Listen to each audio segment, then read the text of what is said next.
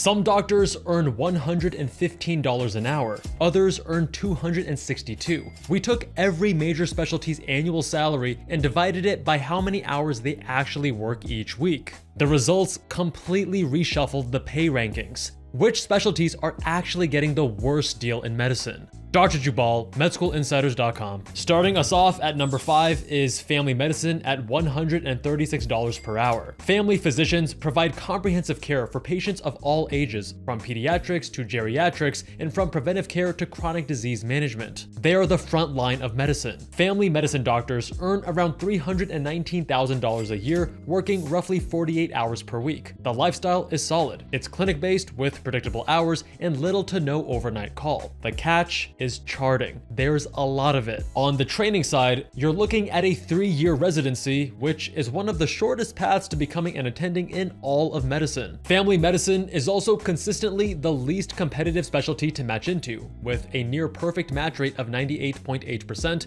and the lowest average Step 2 CK score at 244. Check out the competitiveness data yourself for every medical specialty at specialtyrank.com. At number 4 is internal medicine at $131 per hour. Internists provide primary and specialty care for adults. They manage complex patients with multiple chronic conditions and serve as the gateway to subspecialty care. At $326,000 annually, with around 51 hours per week, internal medicine sits squarely in the middle for lifestyle. The hours aren't extreme, but they're not light either. Internal medicine is the largest specialty in the match, filling over 11,000 positions in 2025, more than double the next most popular specialty. Training is a 3-year residency. After that, you have 2 main paths: primary care in the clinic or inpatient hospital medicine. Alternatively, you can also pursue one of many fellowships, from cardiology to gastroenterology to oncology and many more. We break down all the internal medicine subspecialties in a previous video linked in the description.